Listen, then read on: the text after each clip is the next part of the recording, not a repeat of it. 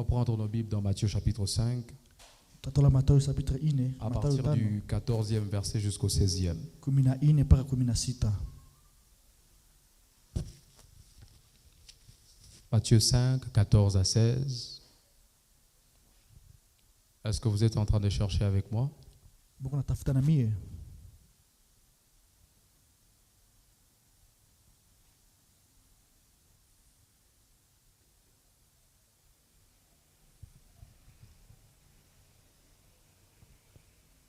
La Bible dit, vous êtes la lumière du monde.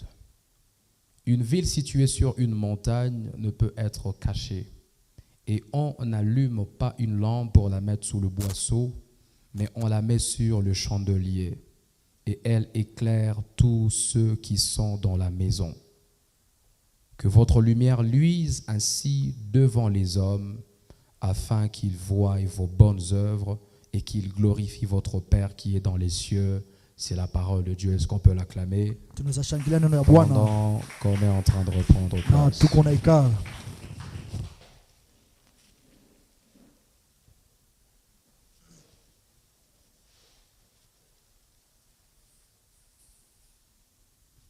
Alléluia. Amina. Alléluia. Amina. Alors j'ai une question pour toi. Est-ce que tu es dans la joie d'être là ce matin avec nous? Est-ce que tu es content d'être là? Qui est dans la joie d'être là ce matin? Alléluia. Amina. J'aimerais rendre grâce à Dieu qui me permet de vous parler de sa part encore ce matin. Ce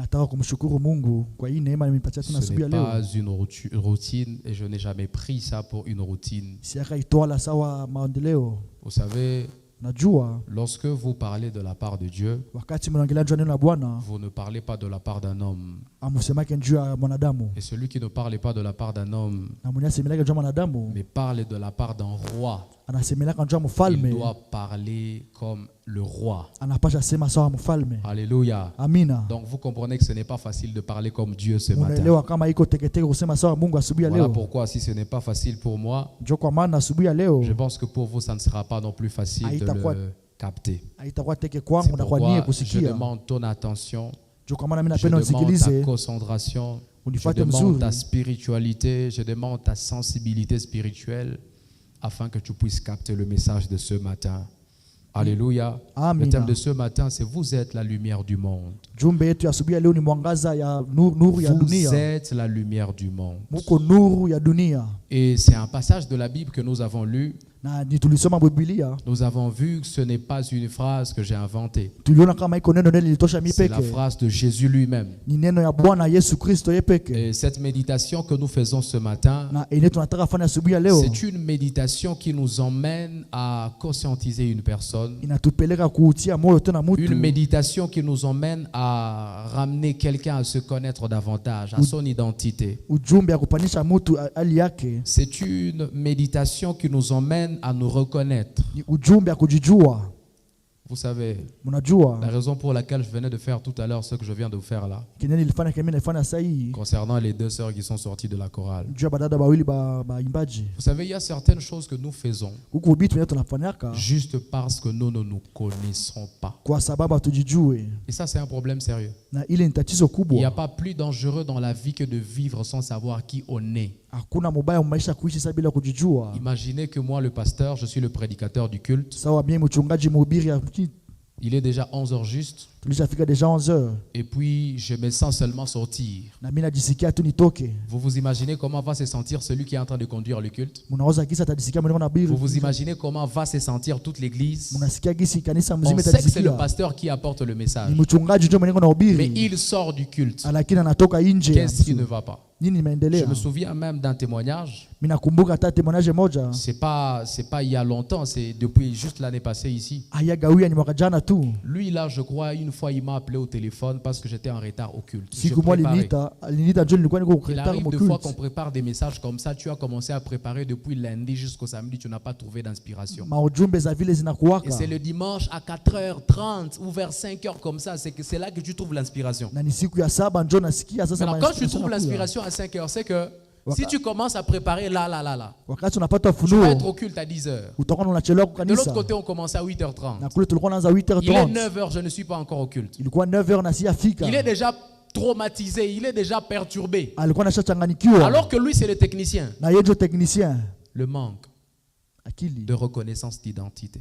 ya bila kujijua, Et c'est très dangereux. na ni mbaya sana Plusieurs kwetu. personnes d'entre nous ici, Watu wengi nous hapa vivons dans le désordre. tuko naishi mu maisha mbaya, Nous affichons certaines attitudes tuko nafanya vitu bimoya juste parce que nous ne nous connaissons pas. kwa sababu hatujijui. Et j'aimerais que par ce message, quelqu'un se reconnaisse. Na mimi nataka kwa hiyo ujumbe mtu Regarde le ajijue. voisin, tiens-lui la main, dis voisin. Angalia jirani, mguse kwa La mkono, raison pour mwambie laquelle le pasteur nous apporte la méditation de ce matin, kenye mchungaji anatufundisha c'est asubuhi ya pour leo que tu te reconnaisses. ni kwa sababu ujijue, Non, dis-lui, c'est pour que tu te ni reconnaisses. kwa sababu ujijue, Aide-moi à prêcher, s'il te plaît. Dis-lui, c'est pour que tu te ni reconnaisses. kwa sababu ujijue.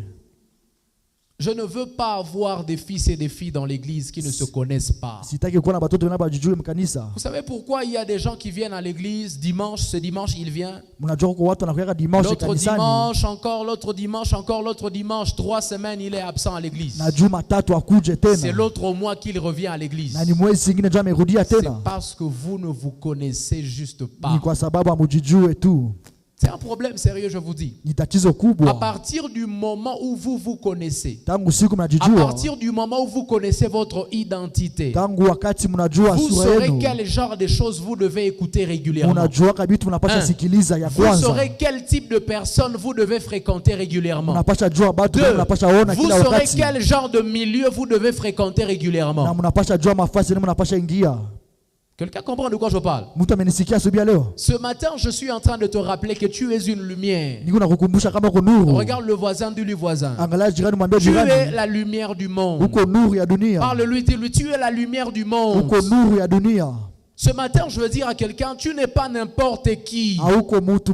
Quand on parle de lumière, mes frères, Wakati banaongelea nje la mwangaza, lumière, c'est pas n'importe quoi. nuru haiko kitu ya Nous ne bure. pouvons pas négliger la lumière. Hatuwezi kuangalia bila nuru bure. Tout le monde ici a besoin de la lumière dans sa vie. Kila mtu kuna lazima ya nuru. Je crois que de nous tous ici, Kwa sisi wote hapa, il n'y a personne qui a déjà fait 48 heures de temps sans avoir besoin de lumière. hakuna mtu ashakafanya kama Vous ne wakati mbili bila pouvez kujua même moto. pas faire 3 heures de temps. Hawezi fanya wakati tatu. Je n'ose même pas croire que vous puissiez aller à 1 heure sans avoir besoin de lumière. Hawezi fanya hata À wakati moins mmoja bila que vous ne kuwa na soyez en nuru. train de dormir. Na ingalawa kama kuna lala Et tu. là, quand vous dormez encore, c'est grave. Kama kuna lala ile ni Parce que mbaya ça, sana c'est le sana. sommeil. Ndio ile ni Mais usingizi. si vous êtes quelqu'un d'éveillé, Kama mko mtu si kusimama, vous êtes debout, vous ne dormez pas. kama mulali na Vous ne mshasimama, pouvez même pas faire 30 minutes amepasha fanya wakati sans avoir kipande besoin de lumière. bila kuwa lazima ya Dans mon nuru. bureau, là-bas, il n'y a pas de fenêtre. Kule kwangu hakuna fenêtre. Mais quand le courant part, Lakini wakati vous moto savez ce que je unaendaka, fais? na mimi nafanyaka, J'ouvre la porte, toutes les 2 portes là. mimi nafungulaka milango Je yote les ouvre. mbili. Pourquoi? Jua nini? Parce que j'ai besoin de lumière. Kwa sababu nina lazima ya Des fois, nuru. j'allume même les torches de mon téléphone. Mimi nawashaka na torsha Parce telefoni que yangu. j'ai besoin de lumière. Kwa sababu niko na Tu lazima ya ne peux nuru. pas vivre sans lumière. Hawezi ishi bila Le nuru. monde ne peut pas exister sans la lumière. Dunia hawezi kuwa bila nuru. Et si tu es la lumière, Kama uko nuru, ça veut dire ni kusema que le monde ne peut pas exister sans toi. dunia hawezi kuwa bila wewe. Quelqu'un n'a pas compris mon message. Mtu akunisikiliza.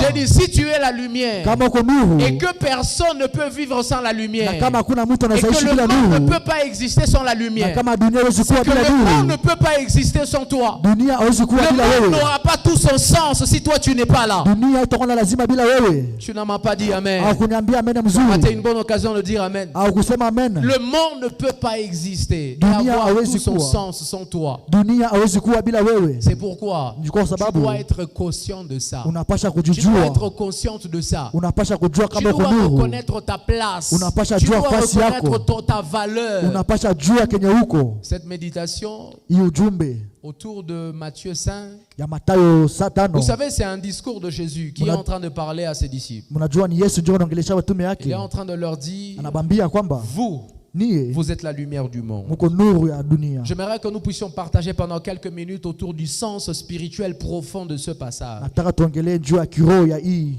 Frères et sœurs, quand Jésus dit « Vous êtes la lumière du monde », Wakati Yesu anasema nini ni nuru ya il ne dunia, fait pas une simple métaphore poétique. Ce n'est pas de la poésie. haiko tu maongezi ya Il est en bure. train de déclarer une identité, mes frères. Iko nasema, iko naonesha C'est identite, une identité qu'il est en train de nous révéler. iko naonesha Quand hali ya il dit que watume. nous sommes la lumière du monde, Wakati anasema nyinyi ce n'est mwangaza pas dunia, juste de la poésie. haiko tu maongezi mzuri. Quand vous dites à une femme, Wakati unaambia mwanamke mzuri, tu es belle comme l'étoile du matin, uko mrembo sawa tu es mwangaza. belle comme la lune. Uko murembo sawa. Alors qu'elle-même, quand elle se regarde devant le miroir, Na yeye peke wakati anajiangaliaka. elle sait qu'elle est laide. Anajua kama iko Toi, mzuri. tu viens lui dire qu'elle est belle comme, Unamwambia kama iko murembo kwa nini?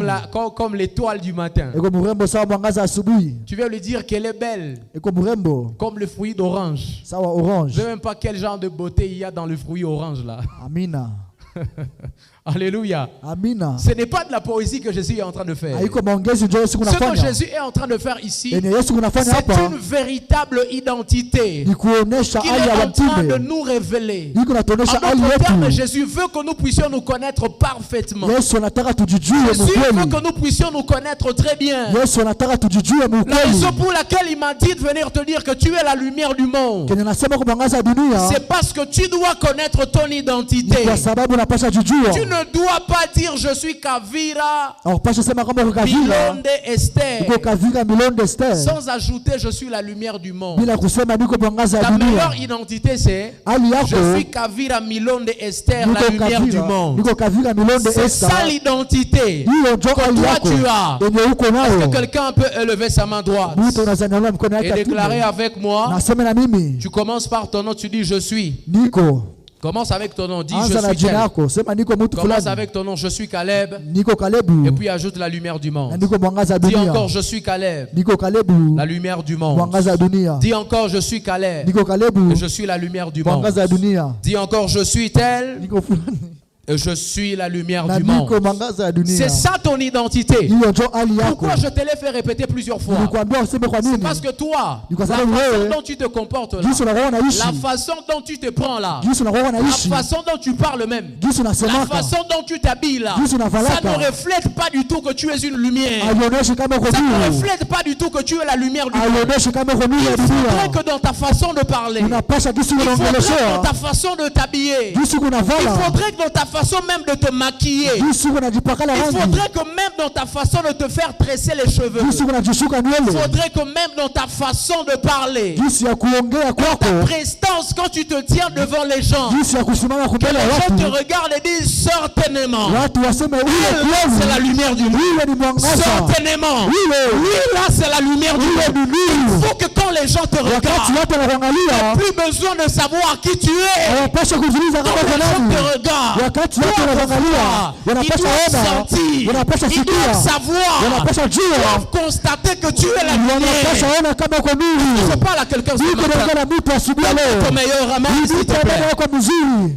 Alléluia. Amina. Jésus est en train de nous révéler notre identité. Yesu anatuonyesha hali yetu. Et c'est une vocation spirituelle, mes Na frères. ile ni mwito ya kiroho. Et cette vocation, c'est celle de refléter Dieu sur la terre. Na ile mwito ni kuonyesha En Mungu fait, chini ya quand dunia. Jésus est en train de nous dire que nous sommes la lumière du monde, Wakati anasema kama tuko nuru ya le dunia, premier à avoir été appelé lumière, ce n'est pas l'homme. wa kwanza kuita mwangaza Le haiko mwanadamu. premier à avoir été la lumière. Wa kwanza kukuwa nuru. D'ailleurs, c'est lui qui a créé la Na lumière. yeye ndiye alifanya nuru Parce que ikiwe. lui-même, il était lumière. Yeye pekee alikuwa Il nuru. s'appelle Dieu. Anaitwa Mungu. Est-ce que quelqu'un comprend de quoi je parle? Unaelewa asubuhi ya leo? Premier qui s'appelle Wa lumière, kwanza mimi anaita nuru. il s'appelle Dieu. Na anaita Ça veut Mungu. dire ceci. Nikusema hivi. J'aime ce que je te dis ce Unapenda matin. maneno ya kuambia Si siku ya leo. Jésus vient t'appeler lumière, Kama Yesu anakuita ça veut dire mwangaza, que tu deviens homonyme de Dieu. nikusema uko Mungu na Tu pas dit wewe. amen. Au kusema C'est dit, amina. si Jésus t'appelle lumière, Kama Yesu anakuita ça veut dire mwangaza, que tu deviens homonyme de Dieu. nikusema unakuwa na wewe Tu n'as Mungu. pas entendu. Au kusikiliza, Et tu deviens marginal de Dieu.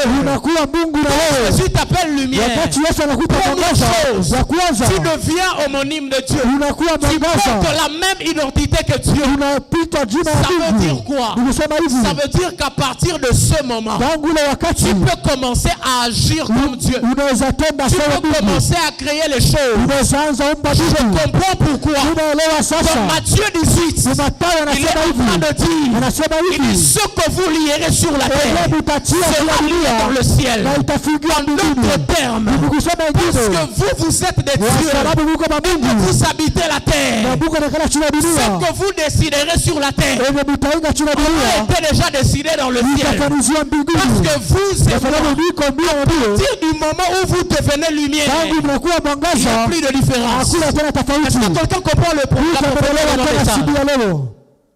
Quand tu es sur la terre et que tu es un Dieu, c'est que tu décides. Et Et décider aussi dans le ciel. Parce que tu es un Dieu. C'est même la raison pour laquelle il a dit, vous êtes des dieux. Et vous savez dans ce verset où il dit vous êtes des dieux, il y a une deuxième partie et c'est par là que j'aimerais conscientiser quelqu'un. Il dit mais le problème c'est quoi? Le problème c'est que vous êtes des dieux, mais vous acceptez de mourir comme des hommes. Vous acceptez de vous comporter comme des hommes. Vous acceptez de vous prendre légèrement. Vous acceptez de vous habiller n'importe comment. Vous acceptez de vous maquiller n'importe comment. Vous acceptez de traîner avec n'importe qui. Alors que vous êtes des dieux. Quelqu'un comprend ça? Et c'est ça le problème que j'ai avec toi. Plusieurs de mes fils et de mes filles me demandent pourquoi papa est aussi dur. Pourquoi il est aussi rigoureux avec nous? C'est parce que je sais que toi tu n'es pas n'importe qui. Tu es un Dieu. Et un Dieu ne fait pas les choses que toi tu fais. Un Dieu ne se comporte pas comme toi tu te comportes. La raison pour laquelle je suis aussi dur avec toi, la raison pour laquelle je suis aussi rigoureux avec toi, c'est parce que je veux que tu te reconnaisses. C'est parce que je veux que tu te reconnaisses. Voilà pourquoi je ne tolère pas que tu entres dans les bêtises. Je ne tolère pas que tu entres dans n'importe quoi. Parce que tu es un Dieu. Et ça, c'est la vocation que Jésus nous a adressé. Lorsque nous sommes des lumières, nous devons refléter Dieu sur la terre. Quelqu'un me donne un bon amen ce matin. Dans la Bible, frères et sœurs, la lumière symbolise la vérité.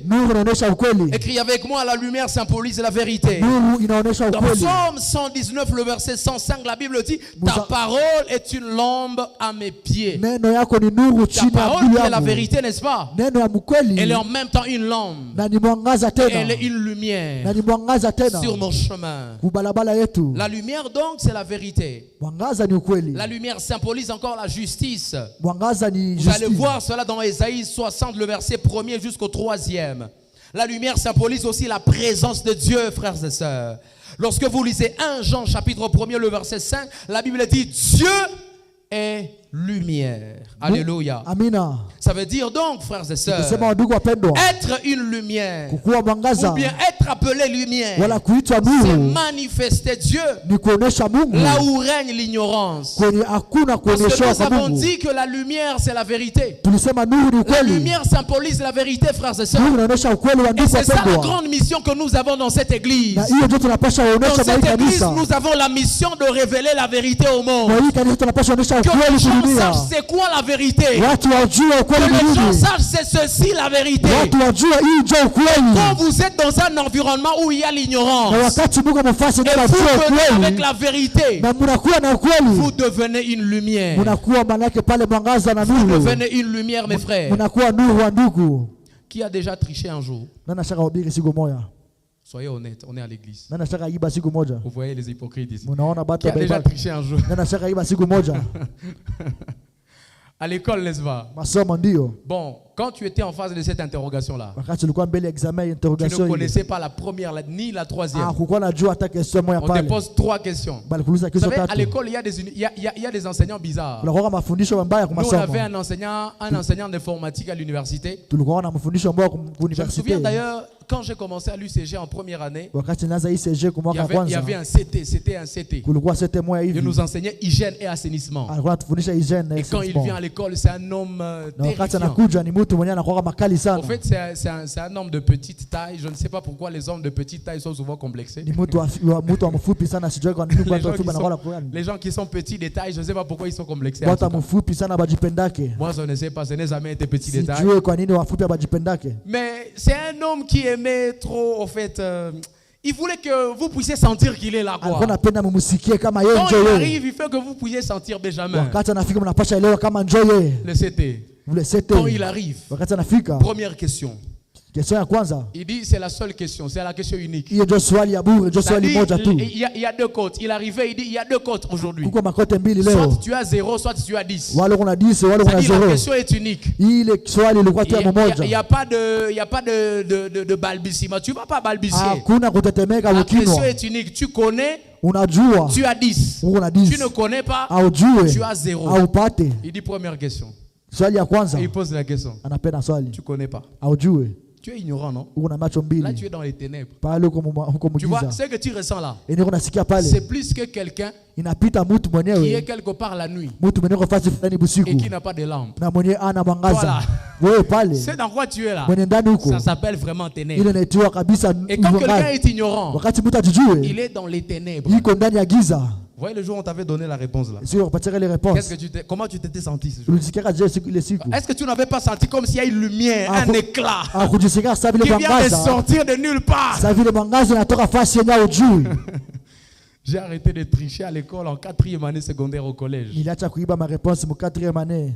On trichait beaucoup en tout cas. Tulikuwa tunafungula makae sana. Et vous savez ce qui est bizarre, c'est quoi? Na yenyewe nakuwa mbaya sana. C'est que Nikuona. quand je trichais, je ne réussissais pas bien. Sikuwa naweza mzuri wakati nilikuwa Mais quand j'ai naiba. arrêté de tricher, Wakati naacha kuiba ma j'ai commencé réponse. à me concentrer et tout. Nilikuwa nasoma. J'ai commencé à distinguer. J'ai recommencé alors parce que j'avais arrêté de distinguer en 2e année. Nilianza kudistinguer, niliacha Quand kudistinguer mu j'étais deuxième. à l'ITIM, Institut Technique Industriel de Mahamba. Wakati nilikuwa kwa Mahamba kule. Quand j'ai quitté l'ITIM, je suis allé au collège Kambali. Wakati nilitoka kule kaenda college. J'ai recommencé à tricher. Nikaanza tena Bon, kuiba là, ma j'ai réponse. continué alors à tricher parce que je trichais depuis la première Pale année. nilianza kuiba wakati nilianza kuiba tangu masomo ya Jusqu'à la kwanza. 3e, Mpaka masomo ya tatu. jusqu'à la 4e. Mpaka ya ine. C'est en 4e que Na ni masomo ya ine njo j'ai arrêté de tricher. niliacha kuiba. Et quand j'ai arrêté de tricher, Wakati nilianza vous kuiba voyez ma cet réponse. intervalle là où j'ai quitté Mahamba Wakati nilimaliza kwa Mahamba jusqu'au collège, mpaka kwa college. je n'avais plus jamais distingué. Sikuwa na distinguer Parce que je tena. trichais. Ndio nilikuwa En naiba fait, sana. quelqu'un qui triche, lui, n'étudie pas. Mtu wa kuiba ma Il réponse sait que les asomake. autres sont là, ils vont me donner Yana des ajua tu réponses. watu watanipatia Bon, biko mais pale. malheureusement, il y a des jours où tu penses que les autres vont te donner des Kuko réponses. masiku na wazee kama Et atakupatia. aussi, ils cachent. Abo nao banakuwa Ou nakatala. bien ils ne connaissent pas du tout. Wala bajue nabo. Donc, ton voisin Jirani de yako gauche et ton voisin de droite, wa kumi na comme nous, shoto. ça c'est étroit, Abajue. Tulikuwa kala personne ne tatu. connaît. Tatu Bon, abajue le jour bote. là, maintenant, tu fais comment? Ile siku nafanya je. Donc, vous tous, vous avez 0, vous voyez. Non? Nye bote mko na macho mbili. En fait, quelqu'un qui apporte la vérité, Mtu anapanaka ukweli je voulais juste vous montrer qu'il apporte la lumière. analetaka mwangaza Là où les gens ne connaissent pas, kwenye batu abajui. et que tu viennes avec quelque chose. Na unakuja na kitu. N'est-ce pas que la seule exclamation qu'on a quand quelqu'un vient te dire quelque chose que tu ne connaissais pas, tu dis ah, Unasemaka oh, oh. oui, je me Ningelijuaka. souviens. Mimi Nous nakumbuka. quand on étudiait, nous quand Wakati tulikuwa j'ai tunasoma. arrêté de tricher, je me souviens. Wakati niliacha kuiba ma réponse mu masomo. Alors, j'ai commencé à beaucoup étudier. Je suis entré dans des groupes de ceux qui étudiaient vraiment. Nilianza kusoma kabisa Alors, mkubwa nous, on sana. avait une habitude avant chaque interrogation, comme avant chaque examen. Kila On interrogation était dans un interrogation groupe, yote wala quelque part, examen. on se posait des questions. Tulikuwa Il tunapanga arrivait que maswali. tu as étudié quelque chose, tu avais déjà oublié. Ulisoma na ulisaulika. Et puis quand quelqu'un d'autre vient, il te dit non, c'est ça. Na wakati Tu dis mtu anasema ni ah hii. oui, je me souviens. Unasema- D'ailleurs, c'est à la page telle, je me Sema souviens. nimekumbuka Parce iko qu'il t'a mfasi fulani. apporté la vérité. Kwa sababu alikuletea La ukweli. vérité est une lumière. Ukweli ni mwangaza. Et la justice, frères et sœurs, Na justice ya Mungu c'est aussi une lumière. ni mwangaza nayo. Alléluia. Amina. Et donc lorsque Dieu, Wakati Mungu, lorsque Jésus dit que nous sommes la lumière, wakati Yesu anasema tuko mwangaza ya il veut dunia, que là où les gens ne connaissent pas, kwenye batu abajui, que nous puissions apporter la vérité. sio tupeleke ukweli. Mais vous savez le problème que j'ai avec la plupart d'entre nous ici, Unajua shida ni nini na niko c'est nayo que kwa vous-même nini? vous ne connaissez pas. Niye peke mjue Vous-même ukweli. vous êtes dans les ténèbres. Niye peke Mungu mugiza. Bon, mais maintenant pourquoi? Sasa kwa Ou nini? comment Wala je, vous allez apporter la lumière aux autres? mtapeleka mwangaza kwa Le wengine. temps que la Bible dit qu'on Biblia ne inasema, donne que ce qu'on a. Tunapeleka kwenye tuko nacho. Toi on dit que tu es la lumière mais tu n'as pas la lumière. Wewe banasema kwa mwangaza naona Alors, tu mwangaza vas ndani donner yako. quoi? Utapeleka nini? Vous voyez pourquoi il y a certaines attitudes, Ndio kwa maana kuko bitu il y benyewe. a certaines attitudes que vous affichez comme ça parce que vous ne vous connaissez pas. Enyewe mnaonesha kwa sababu hamjijui. La Bible dit que tu es une lumière. Biblia inasema kwa mwangaza. Toi tu ne lis pas la Bible. Au somaki Biblia. Il n'y a même pas 10 versets dans ton petit cerveau. Hauna hata na verse 10 mkijua. Il n'y a pas. Hakuna hata Et moja. les petits versets, les 2, 3, 4 que tu as dans la Na ile tête, mbili tatu unayo. tu ne sais même pas les finir jusqu'à la Haujua fin. kuimaliza mpaka kumwisho. Toi, tu ne peux pas répéter un verset. Hawezi répéter verse Toi, ya tu Biblia. paraphrases juste les versets. Wewe unakuwa tu na Tu dis, synthétiser. bon, c'est ça l'idée, c'est ça arrivé. ndio inasemelea. Donc, tu ne sais pas entrer en profondeur. Haujui hata kama Et mwangaza ça, c'est un ni nini. problème, je vous dis. Na ile ni tatizo Vous ne sana. pourrez jamais Hamwezi incarner ça kuonesha si vous ne mwangaza savez pas étudier déjà la parole de Dieu, kama mes frères. amjue kuonesha kusoma Biblia Toi, wadugu. tu es une lumière. Uko mwangaza wewe. Toi-même, à l'intérieur de toi, Lakini ndani yako il y a encore des ténèbres. uko Il y a magiza. encore du sombre. Kungali magiza ndani yako. Regarde le voisin. Angalia jirani, Dis-lui voisin. mwambie jirani, Je te pose la question, nakuuliza swali mais moja. ne me réponds pas. Usinijibie Quelle est lakini. la dernière fois Siku gani ya mwisho que tu as lu ta Bible? yenye ulisoma Biblia yako?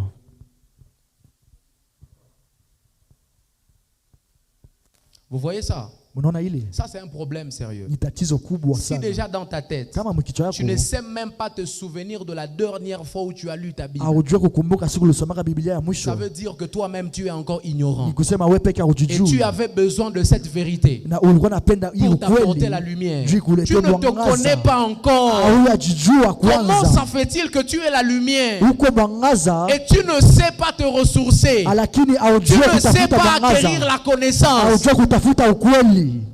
Est-ce que je parle à quelqu'un ce matin? Niko naongea na mtu asubuhi ya leo. Tu dois connaître lorsque tu es la lumière. Unapasha tafuta wakati uko mnuru. Vous savez pourquoi la Bible dit mon peuple périt parce qu'il lui manque la connaissance? Unajua kwa nini Biblia inasema En ndugu yangu d'autres napotea termes, kwa mon sababu peuple périt à cause de l'ignorance. taifa yangu napotea kwa sababu hujijui. C'est parce que quelqu'un qui est en train de marcher dans les ténèbres, Mtu mwenye anatembea mugiza il va tomber dans des pièges. atanguka Il va tomber dans les pièges de l'ennemi. atanguka mshimu. Il va tomber dans la main de l'ennemi, mes atanguka frères. mikono ya badui. Et toi, tu dois être la Na lumière. wewe unapasha kuwa S'il n'y a mwangaza. personne qui lit la Bible chez toi à la Kama maison, hakuna mtu anasoma toi, Biblia tu dois kwako, être le premier à lire wewe la unapasha Bible. kuwa wa kwanza Toi, tu dois kusoma être la Biblia. première à lire Wewe la Bible. unapasha kuwa wa kwanza kusoma Biblia. Quelqu'un comprend de quoi je parle? Mtu amenielewa Parce siku ya que tu leo. comprends que tu es la Kwa lumière. sababu unaelewa kama uko Et tu ne peux mwangaza. pas refléter la lumière si tu ne connais pas la vérité. Unapasha onesha mwangaza kama onesha C'est pourquoi ukweli. Jésus a même dit dans Jean 8, 32, Ndio il kwa dit, maana Yesu alisema vous connaîtrez la vérité. utajua Et ukweli. cette même Na vérité-là ile ukweli vous affranchira. itabitafuta. Ça veut dire que quand quelqu'un est éclairé, Wakati mtu ana mwangaza il est en dehors même de l'esclavage. eko kiume na Je vais inverser ça. ndageuza. Quand quelqu'un est dans l'ignorance, Wakati mtu il ajijui n'est pas différent d'un prisonnier. haiko tofauti na mtu Il anafungwa. n'est pas différent d'un esclave. Haiko tofauti na mtu mwenye anateseka. Laissez-moi vous dire ça. Mwacha niambie hiyo. Si vous ne saviez pas, Kama mwijui il y a beaucoup de choses kwa vitu mingi que vous demandez à Dieu. yenye mnalomba kwa Vous Mungu. jeûnez pour ça. Mnakuwa Mungu Vous allez en nafunga. retraite. Mungu naenda ma retraite. Mais que vous n'aurez jamais, Yenye mutapataka hata si siku vous moja n'avez pas une certaine information. kama amuna na akili moja. Je vous dis la vérité. Mimi naambia ukweli. Si vous n'avez pas d'information, Kama amujue kitu vous moja ne les aurez jamais. amutaipataka Vous devez avoir Munapasha la kuwa connaissance de la vérité. na ukweli ndani yenu. Et tant que vous ne connaissez pas, mes frères, Kama mjue kitu vous n'aurez jamais ces choses-là. amutakuwa na bitu hiyo mnatafutaka. Hier, j'étais avec mon père spirituel, Jana nilikuwa na baba yangu kiroho juste à côté ici à la salle. hapa tu pembeni kuusali hapa. Lorsque papa est en train de parler, il dit, Wakati baba yangu anaongea nasema le problème de la RDC shida ya nchi yetu n'est plus un problème d'armes. haiko tena minduki, La guerre qu'il y a en RDC, ce n'est plus une guerre d'armes. haiko tena minduki, C'est une guerre de cerveau. ibukomvi akili. Ce n'est plus une guerre d'armes où on va tuer les gens, Haiko tena on kuwa va assassiner watu, les gens, on va... kuwa watu, kukata C'est kata dans les jours watu. qui sont en train de venir là, Kwa masiku niko nakuja hapa ce ne sera plus ça. haitakuwa tena Ce hiyo. sera plutôt le cerveau. Itakuwa akili. D'ailleurs, j'aimerais vous le dire. Na mimi nataka miambilia Ce qui nayo. nous a amenés jusqu'à ce niveau ici, Yenye tupeleka mu vita, on est en train d'égorger les gens, biko na chinja watu, on est en train de fusiller les gens. wiko na uwa watu. C'est parce qu'on ne connaît pas, on n'a juste pas la connaissance. Ni kwa sababu hatuya kuwa na nuru ndani yetu. Il y a des gens qui viennent Kuko watu de wanakujaka l'autre côté ici de l'Ituri, c'est ça qu'il nous a dit. hapa pembeni ya mituri. Les gens qui commencent à venir acheter des champs. Wiko nauza mashamba. Vous avez déjà appris que les Chinois exploitent de certaines carrières, n'est-ce pas? Mnajua kama mashinoa biko na exploiter Les makariere Chinois fulani. viennent là-bas, ils vous disent, bon, Wanafika pale wananiambia kwamba nous allons vous construire des routes. sisi tutamijengea mabarabara. Ils ne cherchent pas des endroits qui n'ont pas de minerais. Ah, biko natafuta mafasi yenye ina maminere, ina mazabu. Vous avez déjà vu des Chinois venir tracer des routes ici? Ushakaona bashinoa kutrase À part mabarabara la rue hapa. président de la République là. Ingawa tu ile barabara. Vous avez ya déjà vu des president. Chinois ici? Ushakaona washinoa Venir hapa. tracer des routes ici. Ukia kutia mabarabara huko. Pourquoi? Kwa nini? Parce qu'il n'y a pas d'or ici. Hakuna Il mazabu. n'y a pas de diamant ici. Hakuna mazabu. Mais ils vont dans l'Ituri. Yuko nenda kule Parce qu'ils kuturi. savent que c'est là qu'il y a les minéraux. Kwa sababu kule ndio Maintenant, kwa quand ils arrivent maminere. là-bas, ils disent, Wakati wanafika kule wanasema on va vous construire des routes. tutamijengea mabarabara. Et ils savent que là où ils sont en train de dire qu'ils vous construisent des routes là, wakati banasema ile banajua kwamba le sable là, quand ils prennent ça, ile budongo wakati ils banaitwala viennent avec des conteneurs. wanakuwa na makontener. Vous avez déjà vu des gens qui encachent des conteneurs pour porter le sable. Ushakuwa na watu wanatia makontener ndio Ils kuchana prennent, budongo. ils mettent le sable dans des Wanatia conteneurs budongo makontener et ils vont avec le sable. na wanaenda Ils disent, nayo. bon, ce sable ici, on va l'amener chez nous. Hii tutaipeleka kwetu ni buchafu. Bon, pour toi, c'est du sable, non? Ile kwako ni budongo tu. Pour toi, c'est du sable. Kwako ni budongo tu. Lui, il sait que dans le sable là, Yeye anajua kama ndani ya hiyo il y a des diamants, kuko madiamant, il y a de l'or, kuko maor, il y a du cuivre. kuko macuivre. Très fort probablement. Ile inakuwaka tu. Toi qui es propriétaire de ça, Wewe mwenyewe uko wa budongo. tu sais que c'est du sable. Unajua kama ni budongo tu. Bon, même si tu dis, Hata kama ukisema bon, est-ce que c'est chinois ici? huyu Chinois huyu Est-ce que c'est vrai tout? haiko Est-ce mudongo. qu'elle est mouchanga tout? Ile tu ni Bon, mchana. même s'il te laisse ça, Hataki kuachia tu nayo. vas faire quoi avec? Utaipeleka wapi? Dis-nous. Niambie. Tu vas faire quoi avec? Utaipeleka Tu wapi? sauras transformer ça? Utaibadilisha. Vous voyez le problème? Unaona ile? Problème de connaissance. Ni akili Donc kutujua. la guerre qu'il y a chez nous, Vita ce netuko n'est nayo. plus une guerre d'armes. Haiko tena C'est minduki. une guerre d'ignorance. Ni ya kutokujua. Nous sommes des gens qui ont des choses, qui avons des choses. Tuko batu bine tuko na bitu. Mais nous ne connaissons juste pas. Nous n'avons Alakini. pas des informations en Atujijue rapport tu. avec certaines choses. Atujue bitu fulani. Il a raconté même une histoire d'un village Alisema tena dans historia l'Ituri moja. ici, Kuituri kule tu. où il y a une dame qui était très généreuse. Kulikuwa mama mmoja alikuwa anapana sana. Elle donnait, elle servait les orphelins. Alikuwa anapana kupatia Elle aidait les femmes wajana. veuves. Patia wajana nao. Et puis, Na tena un jour, elle est arrivée. Siku Pendant moja qu'elle kuja. distribuait les habits et la nourriture aux orphelins, wakati alikuwa anapana manguo na mavazi. bon, on l'a appelé quelque part. Anamwita fasi fulani. On lui a dit, bon, toi tu es une bonne personne. Wewe uko mtu mzuri Tu sana. nous aides souvent, tu nous donnes la nourriture ici. Unatupatia chakula hapa. Bon, il y a une pierre quelque part ici. Kuko juu ya moya huku. Inawakaka busiku. Sasa lium la nuit. Ceux du village disent, Ba mwingine wanasema cette pierre-là s'allume. inawakaka busiku ile juu. Inawakaka busiku. Sasa lium la Et il nuit. y a même des gens à cause de cette lumière-là, parce que ça s'allume la nuit. Na huko batu kwa sababu ya ile Il y a des gens mwangaza. qui ont même déjà commencé à aller adorer Dieu là-bas. Huko batu washakaenda kuabudu Mungu Ils pale. disent qu'il y a Dieu là. Wanasema kama huko Mungu pale vile. Et puis quand on l'a emmené là-bas, Na wakati wanapeleka pale, elle a pris juste une particule de la pierre en question. alitwala tu kalijua kidogo. Quand elle va quelque part pour Wakati aller anaenda fasi tester fulani njoo la ijue. pierre en question, parce Ajue qu'elle lijue. elle n'était pas très sûre si c'était la matière première, Akakuwa anajua kama ilikuwa nini. on lui dit, Banamwambia ça là, ile 1 pale kilogramme c'est 200 000 1 dollars. kilogramme ni $200,000. Il y a des gens qui adorent Dieu là. Huko batu wanakuwa naabudu Mungu kule. Ils disent que c'est là où on fait le catéchisme. Banasema kama kule njoo kwetu tunaona Vous Mungu. voyez ça? Kule njoo Mungu anakuwaka. Il y a des gens il y a des gens, ils sont en train de mourir là-bas. Biko nakufa pale. Ils n'ont pas. Quand vous allez dans l'Ituri ici, non, Wakati mnaenda kuituri kule. vous n'apprenez pas que les gens meurent là-bas Amuko nasikia kama parce watu qu'ils n'ont wanakufa pas de kule. traitements appropriés. Kwa sababu abona Il n'y a hospitali pas za de mzuri. comprimés appropriés. Abala Il n'y a madawa. pas d'hôpitaux. Abana Il n'y a pas mahopitali. de médecins. Abala Il n'y a pas banganga. de spécialistes. Abala ba Les gens specialist. meurent là-bas, non? Batu biko nakufa ovyo kule. Entre-temps, il y a quelque part dans un village Na huko mwingine fulani. où les gens sont en train de venir. Kwenye batu biko Et ils nakuja. appellent ça Pierre. Mungu naita hii Et ils jue. disent que c'est un bon endroit pour adorer Dieu. Wanasema ni fasi mzuri ya kuabudu Et Mungu ils sont en pale. train d'adorer Dieu devant le diamant. Biko na Mungu pele ya Qui jamaa peut pale. coûter plus de 100 millions de dollars. Yenye iko plus ya $100 millions Il pale. n'y a pas d'hôpitaux. Hakuna Maintenant, mahopitali. quand un Chinois vient, Wakati mshona il anakuja arrive pale. là-bas. Anafika Parce que lui, pale. il est informé. Yeye anajua iko na akili. Il dit, bon, Anasema vendez-moi cet espace ici. mnuzishie hii fasi Parce que hapa. vous n'avez pas d'hôpitaux ici. Juu amuna na mahopitali hapa. Je vais vous construire un hôpital. Tamijengea nayo Tout le hapa. monde acclame dans le Kila village. mtu anashangilia On va nous mwingine. construire un hôpital. Bata tujengea hapa centre de santé. Lui là qui vient construire un Yeye mwenyewe hôpital, anakaa kujenga pale. il va même pas aller à 60 000. Hata enda tamu 60,000. Donc ça sera même pas 1 kilogramme. Hata 1 kilogramme Lui, il itafika. vient de gagner 100 millions de dollars. Yeye anawina deja $100 millions. Vous pensez que ça c'est quoi? Mnawaza kama ile ni nini?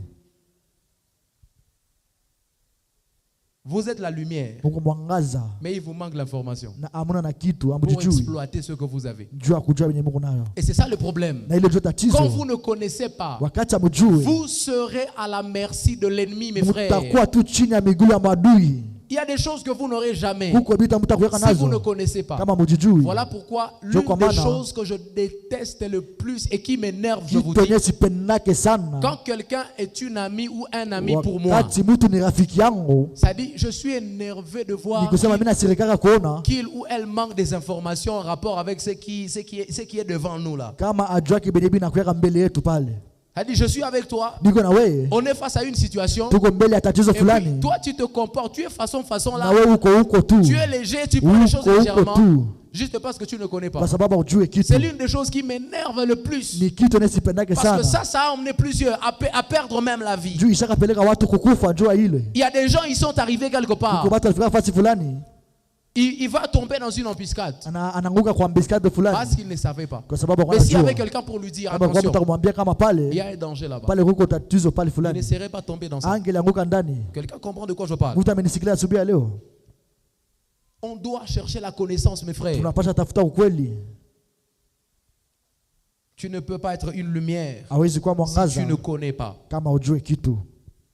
Et nous avons vu que la lumière, c'est aussi la présence de Dieu. Na tuliona kama mwangaza ni ufunuo wa Mungu. Et frères et sœurs, Na wandugu wapendwa, nous devons être des hommes et des femmes tunapasha kuwa wanadamu qui emmènent Dieu vile tu unapeleka là où Mungu nous arrivons. kwenye tu unafikiria. Vous savez, lorsque vous êtes une lumière, Wakati mko mwangaza normalement, muhakika, lorsque vous arrivez quelque part, wakati mnafika fasi les gens fulani, doivent savoir que Dieu est ici. watu wanapasha jua kama Mungu eko hapa. Quelqu'un a compris de quoi je parle? Mtu amenisikiliza. J'ai dit, quand vous êtes quelque part, Wakati mnafika fasi les gens fulani, doivent savoir que Dieu vient d'arriver ici. watu wanapasha jua kama Mungu Les amefikia gens hapa. doivent savoir qu'il y a Dieu déjà ici. Watu wamepasha jua kama Mungu amefika hapa. Et ça, c'est l'un des problèmes que j'ai avec surtout les chantres. hein.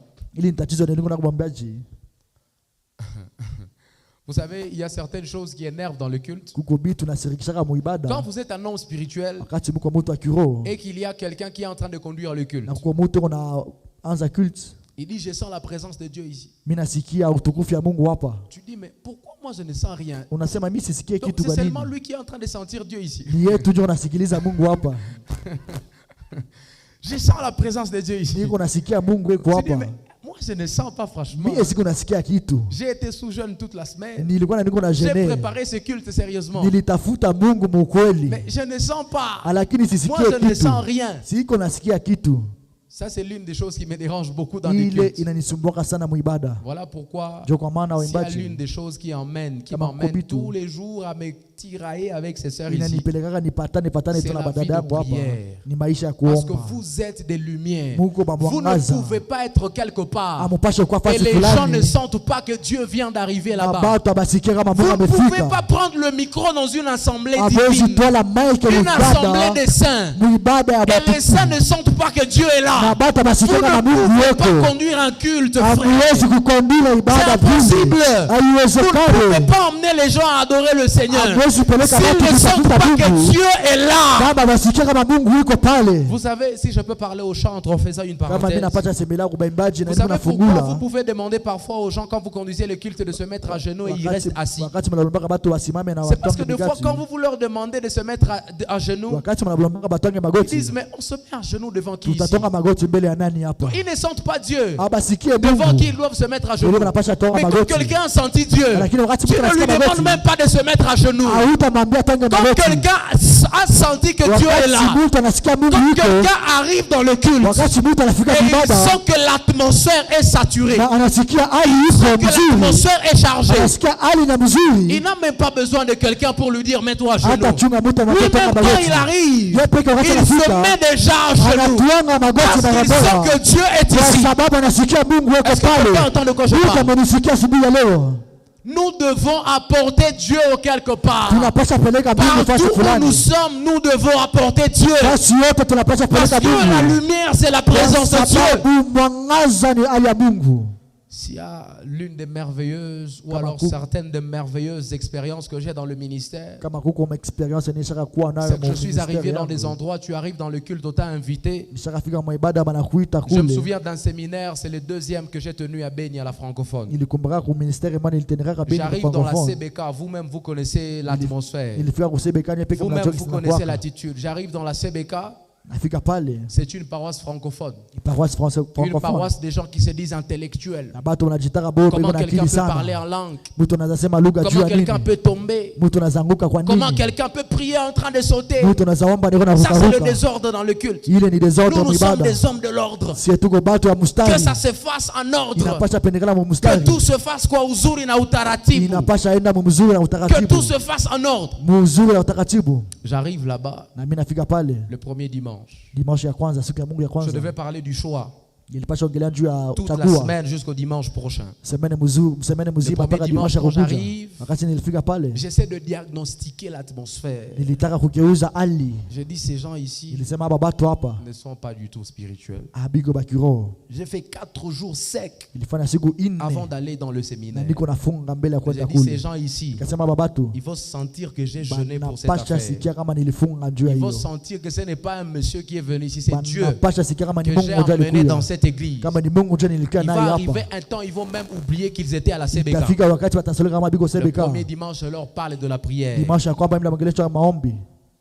Quand je rentre à la maison là où j'étais logé, Wakati mimi narudia kwenye nilikuwa il y a des gens kunyumba. qui m'écrivent de Butembo. Il y a Watu même, je wanaandika crois, Butembo. il y a l'un des serviteurs de Dieu au pied de Hugo. qui je servais dans un ministère. Na mtumishi wa Mungu alikuwa anatumikia ministeri Lui-même, il fulani. m'écrit, il me dit, je suis fier de ce que tu as fait. J'ai vu déjà, il y a Alisema, quelqu'un qui m'a écrit qui était au culte le premier jour. Mimi Il m'a nafurahi dit sana que kwa c'est bidii déjà ulifanya. bon, c'est très bon déjà. Ni vizuri sana bile. J'ai dit ça c'est parfait. Nasema ili ni Mais ce mzuri. n'est encore rien, ils n'ont encore rien Na vu. abayaona Parce que kitu. j'ai encore 6 jours. Ningali na masiku Il sita. dit demain là, Kesho pale ils vont pas voir abatajua. ce qu'ils ont déjà vu. Yenye bakaona. J'arrive. Nafika pale. Et puis il y a une équipe. Ya kulikuwa Vous ekipe savez, le moja. diable est très malin. Shetani ni Il y mkorofi a une sana. équipe des pasteurs, c'est Kuko- l'équipe de censure de l'église. Kuko ekipe moja ya Parce bachungaji. que déjà le premier dimanche, j'avais violé les lois. Eux, ils n'aiment pas Dimanche que ya kwanza nilikuwa quelqu'un nilisha viole quelqu'un ma- sorte nani de yako. la chair comme ça, qui vienne parmi les gens en train de parler. Abapendake mtu ashuke Ça, hivi na déjà, c'est un ubiri. désordre quand j'arrive ici. Ile kwabo ni mubaya. C'est déjà un désordre. Ile kwabo ni mubaya, ni J'ai fait ça kuharibisha. le premier dimanche. Nilifanya hiyo. Et il y a siku ya des gens, kwanza. quelques personnes juste qui étaient spirituelles, qui ont commencé à aimer la chose. Kwa watu walikuwa wanapendelea ile siku ile. Et puis, Na tena le pasteur, mchungaji responsable lui-même de la paroisse, responsable ya paroisse ya avec son Sebeka associé, na associé yake ils viennent là où j'étais logé. wanakuja kwenye 1 nilikuwa heure avant le lundi. saa moja mbele ya Je suis en siku ya train de kwanza, m'apprêter pour aller au culte, je prie, je suis en train de Niko mettre les points najitayarisha. sur les i dans mon message. na niko natayarisha ujumbe yangu. On vient, on m'appelle au salon, on dit le pasteur est là. Wameniita kama mchungaji anakuja, Elle dit c'est pas grave. sema iko mbaya. Quand je viens voir le pasteur, Wakati imefika pale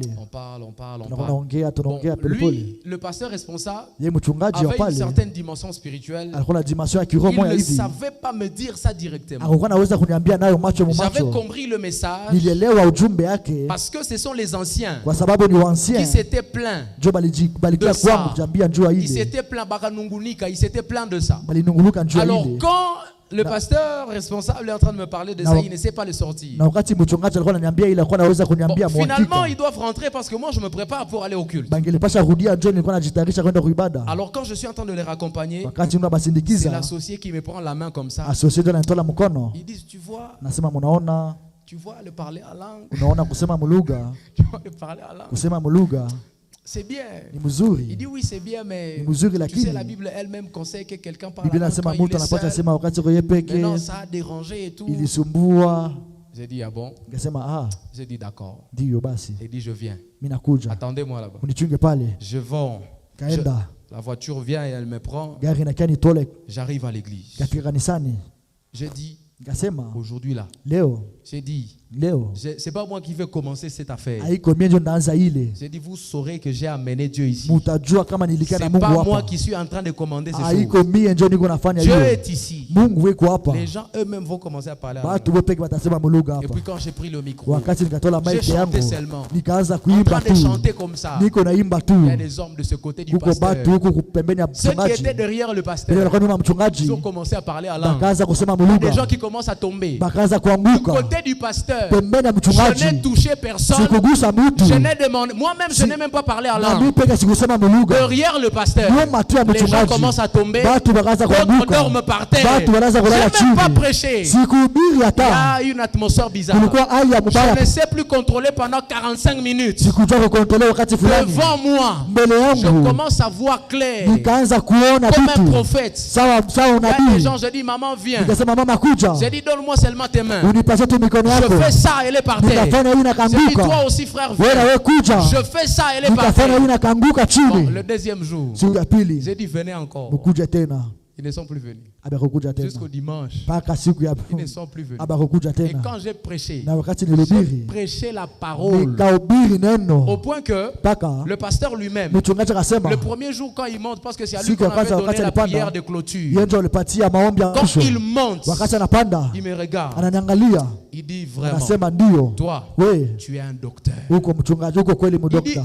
Ndio Est-ce qu'on peut prêcher la parole de Dieu unaweza comme hubiri ça? neno la Mungu vile? Il dit oui. Akasema ndio. Il dit, vous savez, Mnajua votre grand frère ici, kaka yenu ule c'est vrai que c'est un frère, c'est un jeune. ndio ni ndugu angali jeune, Mais il a déjà la dimension des papas. lakini kuna dimension ya baba. Là, je suis encore à l'université. Ningali ku universite Je pale n'ai na même si pas encore amaliza. l'âge que j'ai. Na sina ile miaka Et niko quand je nayo. suis arrivé là-bas, Wakati nilifika pale, j'ai amené Dieu là-bas. nilipeleka Mungu pale. Ils ont su que Dieu était ici. Balijua kama Mungu alikuwa pale. Et quand j'ai terminé Na le wakati séminaire, nilimaliza ile semina, ils ont dit, bakasema de tous les séminaires, masemina là zote maintenant c'est les responsables d'organisation de tous les séminaires des pale jeunes. ni ba responsable ba seminaire yote Pendant ya qu'on jeune. m'accompagne chez le pasteur, Wakati banafikisha kwa mchungaji, il me dit de tous les séminaires qu'on a organisés dans cette église, Kuma pendant semina que moi zote, je suis là, masemina zote on tangu niko n'a hapa, jamais eu un séminaire atuweka kuwa na semina qui yenyewe réunit autant de gens que ce séminaire. nilikuwa na watu wakubwa sawa Parce que hapa. moi déjà le lundi, Na mie tangu siku ya kwanza lui il connaît le temple là, yanajua ile de la temple. CBK. Pour ceux qui ont déjà été à Beni, à la Nilikuwa francophone, Beni francophone. c'est un grand temple. Ni temple ya mnene Le sana. lundi déjà, Siku ya kwanza dans un séminaire le soir,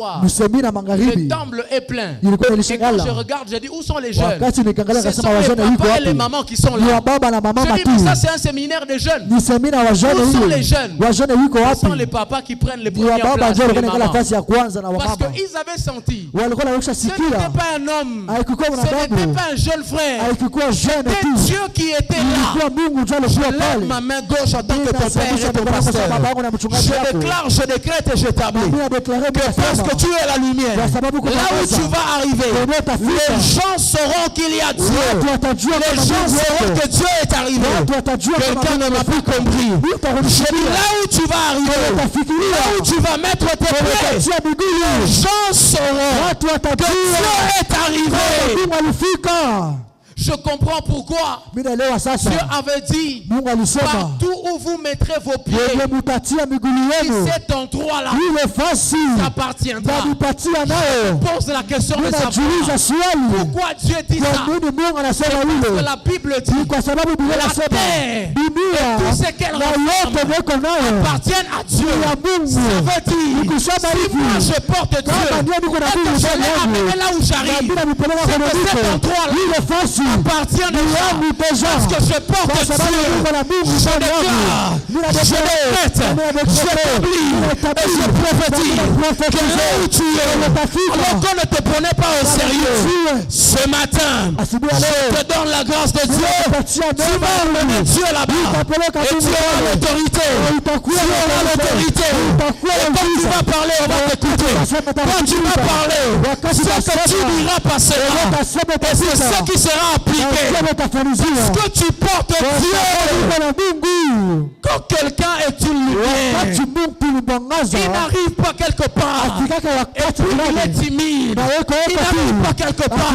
Et puis il est façon. Quand tu es une lumière, il faut que quand tu arrives quelque part, les gens sachent que Dieu est arrivé. Il faut que quand tu es en train de marcher, les gens sachent que Dieu vient d'arriver. Il faut que même si tu n'es pas en veste, même si tu es en polo, tu arrives, ta façon même de marcher, ta façon même de bondir, les gens disent ça c'est pas un homme, ça c'est pas une femme ordinaire. Elle porte Dieu. Tu sais pourquoi? Quand tu es en train de marcher sur la terre, tu ne dois pas être léger sur le sol. Parce que ce que tu portes dedans de toi est plus fort. Ce que tu portes dedans de toi, ça pèse lourd. Tu ne peux pas être léger sur la terre. Quand tu marches, il faut que les gens sentent que quelqu'un vient de passer ici. Il faut que les gens sachent que quelqu'un vient de passer ici. Quand tu arrives quelque part, il faut que tu laisses les traces là-bas. Le frère qui est arrivé, qui était assis là-bas dans la veillée. Vous savez pourquoi il est venu ici? C'est grâce à ce séminaire. Il y a déjà plus de 4 ans. Il y a des gens qui continuent à me suivre dans mon église. Moi qui suis dans l'église de réveil. Il y a des gens qui continuent à quitter chez les baptistes. Il s'est quitté Beni, payer le transport pour venir rien qu'à une veillée. Parce que j'ai laissé des traces.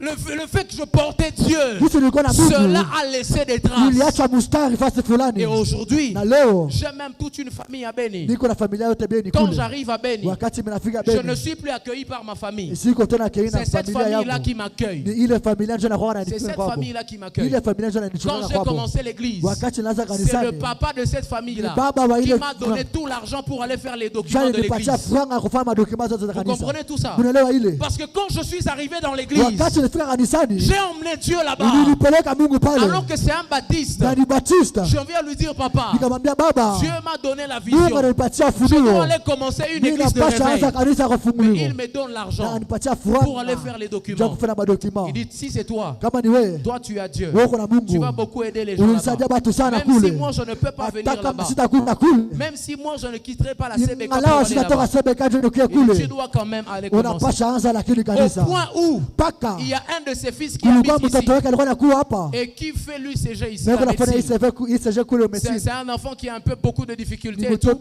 yule matatizo sana Il est kule. même arrivé, lui qui est baptiste Yeye des mwenyewe frères. kwa Batista wa Il a ndugu dit, alisema, s'il te plaît, Baba, va prendre mon fils, twala mtoto yangu emmène-le dans ton église. umupeleke mkanisa yako. Parce qu'apparemment, il ne se sent plus à l'aise Iko saa iko mzuri. à la CBK et ailleurs. Kusebeka C'est pour nafasi ça qu'il ne ingine. va plus à l'église. Ndio kwa maana ndege tena Ça, c'est un kanisani. baptiste qui me dit Yule ça. ni Batista ndio ananiambia Parce vile. qu'en fait, quand vous arrivez quelque part, Wakati unafika fasi il faut fulani, que vous puissiez briser les limites. unapasha Les vunja frontières. malimiti. Unapasha vunja Vous savez, mabarabara. à la CBK là-bas, Kusebeka kule, on dit non. banasemaga Si quelqu'un n'est pas de kama l'SCC, mtu ana il ne kuSSC peut pas venir chez nous. hawezi kuja Et kwetu. nous, on peut parler chez Na lui. sisi tuzoenda kwake. Mais Na lakini ils ont déjà eu des traces. washaka kuwa na mamustari Ils disent kule. non. Wanasema hapana. Ça là, Ile c'est pale. que cet homme-là porte. Ule mwenye kuna ndani Nous ne pouvons pas hatuwezi le limiter kumulimite avec ses barrières. na ile Et mavujo. il va venir un temps Na atakuja où wakati on va fulani commencer à m'inviter batakuwa là-bas. naniita Je kule. vais rester dans les églises de réveil. Babakia Et ils makanisa vont commencer à m'appeler. batakuwa naniita Parce qu'ils ne peuvent kwa pas sababu résister à la présence de hawawezi Dieu. kuresista kwa Je presence suis ya en train Mungu. de me préparer pour Niko atteindre ça. najitayarisha njia Je ile. suis en train de me préparer pour arriver à ce Niko stade najitayarisha où njia ils ile. seront obligés. Wenye watakuwa tu. Ils disent oui, Wanasema il est ndio. dans l'église de réveil. Eko mkanisa On kusimama. doit l'appeler. Pasha muita. Je vous dis la vérité. Mimi naambia Et le ukweli. processus a commencé. Yalishaanza. Hier, quand ils ont vu Jana wakati baliona les photos de papa ici, mapicha ya baba hapa. il met la main sur ma chair ici. Anatia mkono hapa kumshere yangu. Il y a des gens qui ont commencé à m'écrire, qui me Huko disent, watu wanaandika wanasema, bon, ah, apparemment c'est sérieux. kose binakuwa mzuri hapa. Apparemment c'est sérieux. Akose kuna Mungu kweli. Vous le connaissez lui? Mnamjua yeye? C'est pas le prédicateur d'ici. Hein. Haiko mhubiri Lui, il n'est hapa. même pas au niveau des prédicateurs d'ici. Haiko mhubiri hapa Butembo. Lui, il est au niveau des prédicateurs comme Atom Eko sawa Sumbumba. ba Tom Sebumba. Bale nzo ba collègue yake ya masomo. Et ce sont ses collègues de C'est avec classe. ceux-là qu'il a étudié. Alisomaka na bale njo. C'est là, son Bale écurie. njo. Bale njo alisomaka nabo. C'est lui qui fait arriver, c'est-à-dire les orateurs. Anafikishaka Le batumishi. poids, les orateurs qui pèsent. Batumishi benana panda Aujourd'hui, kupaila. ils ne peuvent arriver à Beni que par mon père Hawezi fika spirituel. Beni kama tu ni kwa Le baba yangu wa docteur kiroho. Christophe Zawadi. Baba Christophe Zawadi. Vous comprenez ça? Mnaelewa hiyo? C'est-à-dire le processus a commencé. Ilishaanza deja. Il n'y a plus de limites. Hakuna tena Et lui, il est dans mama. l'SCC. Eko kule kwa Il est sese. dans la KDC. Eko kwa KDC. Il a même accepté que je poste les Alitika photos. hata nitema picha yangu nikaiposte. Parce que lui-même, Juu ye peke. quand je suis arrivé, Wakati en nilifika fait, ce n'est pas le fruit du hasard. haiko tu. Quand j'arrive à Beni pour la Wakati première nilifika fois, Beni siku ya kwanza. la première fois que je dois rendre service à l'église Arche, Johnny rendre service ku kanisa Arche de l'Alliance Beni. il me dit, Caleb, Ananiambia Kalebu, tu vas conduire un moment de prière. utakonduire wakati ya J'ai dit, ça, c'est maombi. déjà Nasema suffisant. ile deja Je n'ai inanielewa. pas besoin de prêcher. Hii siwezi tena Ça, kuhubiri. c'est déjà suffisant. Ile tu basi. On me dit 15 minutes. Bananiambia wakati J'ai dit, c'est déjà kidogo. bon. Bananiambia ile ni sawa. J'ai Dieu. Niko na Et vous Mungu. saurez que j'ai Na Dieu ici. mutajua kama niko na Mungu Il dit, hapa. quand je me tiens sur l'autel de mon Wakati mimi père, nasimama kwa je hotel ne peux kuzaba baba pas yangu. m'amuser. Siwezi Je ne kucheza. peux pas blaguer. Siwezi kucheza. Quand j'ai pris le Wakati micro, nikatola mic vous yangu. savez, ce n'était pas facile déjà. Haikukuwa teketeke. Écoutez-moi, laissez-moi vous expliquer le contexte. Macho nimeambia gisi ilikuwa. Moi, quand j'ai pris le micro dans la Wakati veillée, nilitola mic kuveye il n'y a kule. même pas 2 mois Hii ici, atafanya miezi dans la mbili. nuit de Kubusiku ya visitation, visitation Maranatha. quand j'arrive, Wakati nilifika pale. déjà, papa lui-même, Baba yeye peke. le docteur Christophe, Dr. Christophe il Zawadi. vient de prêcher Alihubiri. et il a prié pour les gens. Na kaombea Il batu. y a des délivrances. Kulikuwa ma Les gens deliverance. sont tombés Batu partout. wakanguka mafasi zote. Cet homme-là, c'est une tonnerre. Ule baba ni mutu. C'est pas un enfant, hein. Eko na C'est uwezo. une tonnerre, Ni cet homme. mutu kabisa. Les gens sont tombés ici Watu et là-bas. wakanguka Il y pale na avait un huko. feu terrible. Kulikuwa moto kwale. Et puis il y a un autre monsieur. Na kulikuwa mtu mwingine Bon, alipanda c'est un naye. homme de Dieu, vous le Ni connaissez. mtumishi wa Mungu Il va namjua. d'ailleurs venir pour équipe Na 2025. atakuya kwa equipe 2025 Le mois hapa. prochain ici. Kuhii mwezi Le unakuya. prophète bien fait. Prophète bien fait. Il prend aussi le micro. Atala naye mic Lui pale. aussi, c'est un homme terrible. Naye ni mtu wa moto Lui, il sana. voit maintenant. Yanaonaka Il sasa. commence à prophétiser. Anaanza kutabiri. Ingénieur, je vois. Wewe niko Tu naona. étais à Masisi. Ulikuwa hapa hivi. J'ai dit, mon Dieu, mon Nikasema roi. Mungu Moi, quand Baba. je vais prendre le micro, Wakati natala mic. je vais faire quoi ici? Nafanya binini Papa a hapa. fait tomber les gens. Baba aliangusha Les gens batu. sont délivrés. Batu Le wakatosha prophète mapepo. bien fait vient de lever encore Nabii là-bas. Il a akasimamisha. prophétisé. Akatabiri. Qu'est-ce que moi je vais Mimi faire? nafanya nini Quand hapa? j'ai pris le micro, Wakati nikatola mic. après le prophète bien fait, Kisha mtumishi bien fait. j'ai entonné un chant. Nikaanza nyimbo. J'ai entonné un chant. Nikaanza nyimbo. J'ai entonné un chant. Nikaanza nyimbo. Et à un moment donné, Na wakati moja j'ai commencé à parler. nikaanza kusema. J'ai dit, je connais la grâce qui Mimi opère najua au-dedans neema de iko moi. ndani yangu. Il y a 4 personnes tout à Watu l'heure 40 pale. qui seront saisies de la puissance de Watakuwa na Dieu. uwezo wa Mungu. De ce côté-là, Pale. Eh. 4 personnes Watu wanne. par terre. Wachini. J'ai dit à l'étage, Nikasema il y kule a un hivi. feu terrible là. Kuko moto Il y a mkubwa. 7 personnes que je vois Batu qui saba seront pale. touchées par la puissance de Dieu. Wataguswa na uwezo wa 7 Mungu. personnes là-bas. Batu saba. Eh. 7 personnes. Batu saba. Papa me regarde seulement comme Baba ça. kanangala nasema. Parce que c'est la première fois. C'est la première fois que je Mara fais ya les kwanza services. niseme C'est mbele la ya baba. première fois que je fais les services Mara devant ya lui. kwanza nitumike mbele ya baba. Il me regarde. Akanangala kasema. Il dit, Ah, cet homme ici, huyu mtu. qu'est-ce qui se passe? Il y en a nini pale? 7 personnes. Huyu batu Et basaba.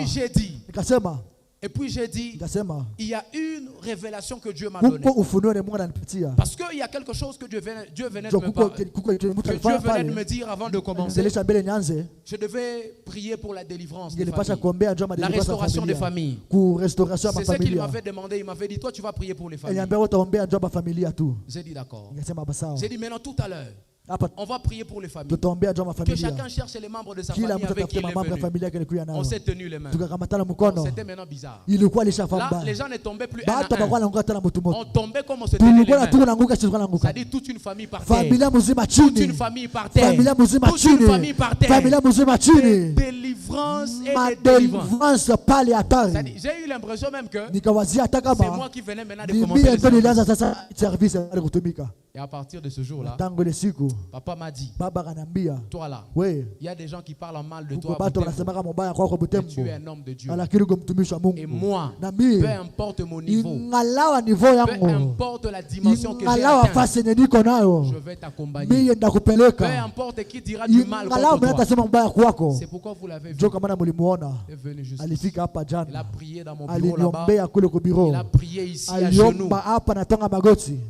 Vous avez vu les images, non? Mliona pale mapicha. Parce que j'avais apporté Dieu Kwa là-bas. sababu nilipeleka Mungu pale. Ce n'est pas une fable, ce n'est pas une histoire. Haiko historia tu. Il ne se raconte pas. Haiko historia. Il se démontre. Inakuwa naoneshewa. Un moment, Wakati avant moja même que le service ne commence, mbele nianze service on est beni. dans le bureau en train de prier avec lui parce qu'il Tuko m'avait mu biro demandé. mchungaji alilomba tuombe Il avait naye. dit qu'on devait prier ensemble avant le culte. Aliomba tuombe naye, On aliomba est en tuombe train de naye. prier, on est en train de Tunaanza prier. kuomba, tunaanza kuomba. Dieu venait de me donner une vision pendant que j'étais dans la voiture pour Mungu bénir. alinifunua wakati nilikuwa na gari beni. Et quand on finit de prier, il dit, Wakati nilimaliza kuomba akasema, qu'est-ce que vous avez vu par rapport à la nuit d'aujourd'hui? miliona nini njoo siku ya Les leo? prophètes parlent. Wanabii Je suis akasema, dans une équipe de prophètes. niko mfasi ya nabii Moi, j'ai pale. vu ceci. Mimi niliona hii. Les prophètes expliquent des Wanabii visions terribles bakaanza là. kuonesha pale mafunuo. Nikasema, Mungu mimi nakufa hapa. Je suis mort ici. Hapa niko chini Les kao. prophètes donnent des révélations. Bakaanza kupana Papa, mafunuo. moi j'ai vu ceci. Mimi niliona hii Moi baba. j'ai vu ceci. Mimi niliona hii. Et moi je me suis tu. Na nikakala kimya. On a dit. Bakasema, Bon, en fait, on ne ciblait personne. abakona sibile mutu. Bon, vers la fin, Kumwisho. j'ai dit, papa, Nikasema baba, lorsque j'étais dans la voiture, wakati nilikuwa mugari. calmement, parce que c'est la première fois que j'arrive dans la maison. Mara ya kwanza nilifika mnyumba. Je suis nouveau dans la famille. Niko wa sasa mu Je ne peux pas familia. venir pressé. Siwezi tetemeka moto pale.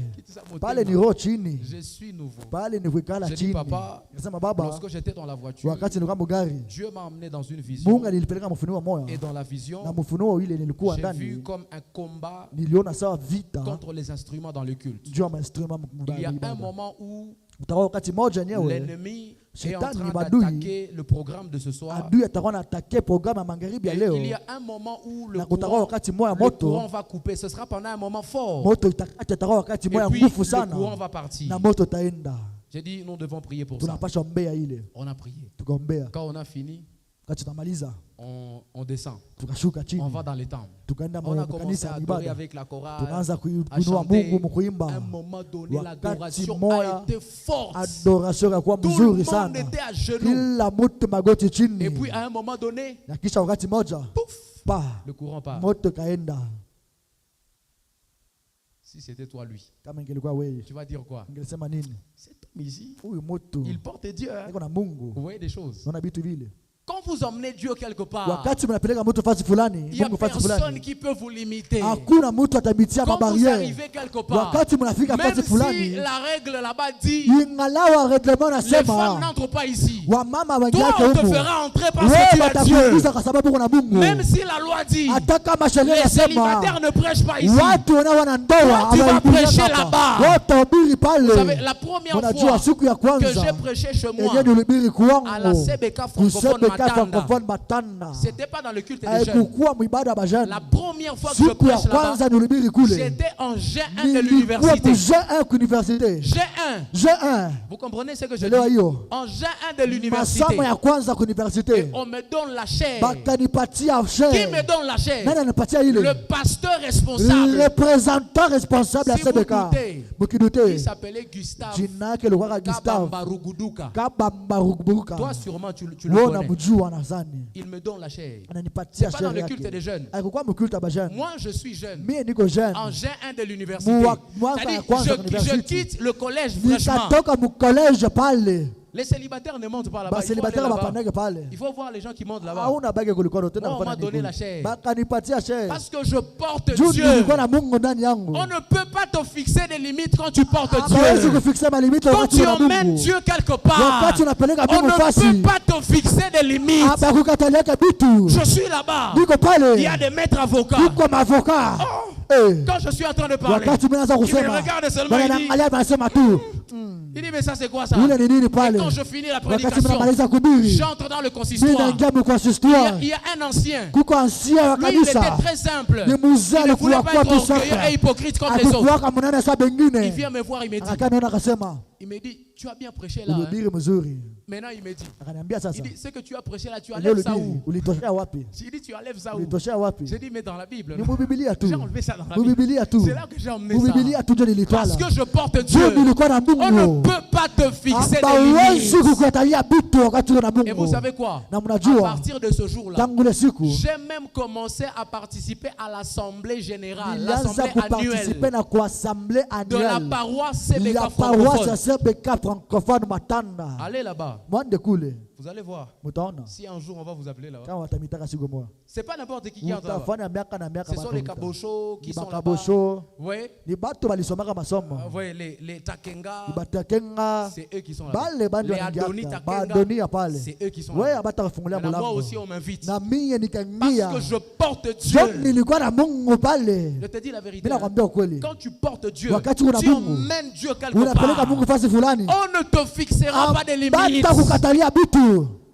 Papa hier nous a raconté l'histoire d'un homme de Dieu avec qui ils ont Baba commencé à alitueleza travailler. historia balianza kutumika Ils naye. ont commencé à servir. Balianza kutumika na mchungaji Il mmoja a une hivi. grâce terrible. Iko na neema moja Lui, quand il kubwa. arrive dans un pays, Wakati anafika mji fulani, il va voir le président. ataona tu président vous wa le nchi. vouliez ou pas, Upende Que le usipende. président ait je ne sais quel Président programme. akuwe na batu Il va bamingi, le asikuwe na voir. batu atamuona tu. Lui quand il arrive, Wakati anafika, il commence déjà au protocole. mara moja protokole Bwana pale. Yesu anasema. Mungu Il anasema, commence à prêcher. anaanza Et kuhubiri. puis, Na tena on se retrouve déjà. banamkuta Il est déjà banachikuta. dans le cabinet du Eko président. mu cabinet président. Il est comment? Eko je Il ule. n'a rien de Ana na spécial. kitu. Il porte juste Eko Dieu. tu na Mungu ndani yake. Il porte juste Dieu. Eko tu na Mungu. C'est ça être la Ile lumière. ndio kulikuwa mwangaza wa Je ne sais pas ndugu. comment dans votre famille il y a encore des Sijue kisi démons. mfamilia yako mungali mapepo. Il y a encore des démons alors que toi tu es là. Mungali mapepo na wako pale. Il y a encore des gens qui sont possédés. Mungali batu biko na mapepo tu es mademo. encore là. Wako pale. Tu ne sais même pas Aujui hata. conduire un petit culte Na vespéral. kukonduire ikilte tu ya mercredi. Quelle est la dernière fois que vous avez eu culte Mulikuwa na kilte gani? chez vous en Wewe famille? kunumba. La dernière fois que vous avez eu culte familial, je vous ai dit. Et toi, tu dis que tu es la lumière. Tu es quel genre de lumière? Vous êtes dans une famille. Vous pouvez faire 3 ans. Vous n'avez jamais prié ensemble. Et toi, tu dis que tu es enfant de Dieu. Tu es quel genre de lumière?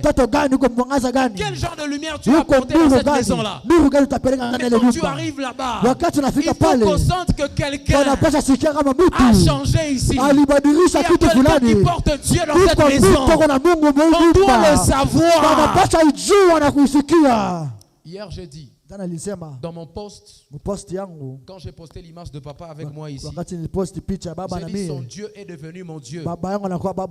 Et j'ai dit ça se fera savoir. Le monde entier le saura. La ville le retiendra. Et le monde spirituel le sentira. Je ne peux pas porter la dimension d'un Dieu comme celui de mon Père. Et les gens ne savent pas sentir que j'ai Dieu. C'est toi qui es habitué déjà à moi. C'est toi qui t'habitues déjà à moi.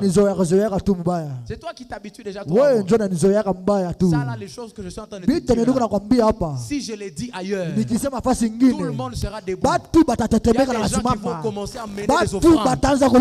Les gens vont commencer à mener des offrandes. Une fois, je suis allé ici chez nous à JSS. J'arrive à l'église. C'est le premier jour du séminaire. On m'a dit, comme toi tu es docteur, c'est toi qui vas commencer le séminaire. Parce que tu dois poser les fondements. J'ai dit, c'est pas grave. Je vais enseigner. Mais ceux qui viendront derrière moi, ils doivent bien se préparer. C'est dit, je vais prêcher. J'ai commencé à prêcher. J'ai commencé à prêcher. Tout le monde était déjà debout. À JSS ici. Tout le monde était déjà debout. Et puis à un moment donné, j'ai dit on va prier. J'ai dit on va prier. On a commencé à chanter. On a commencé à prier. On a commencé à chanter. La chorale, à un moment donné, elle n'a plus su continuer à chanter. Les gens qui avaient les micros, ils sont déjà par terre. Plus personne ne chante. C'est seulement le pianiste qui reste au piano. Tout le monde est déjà par terre. Dieu. Quand tu amènes Dieu quelque part, tu ne peux pas douter de toi.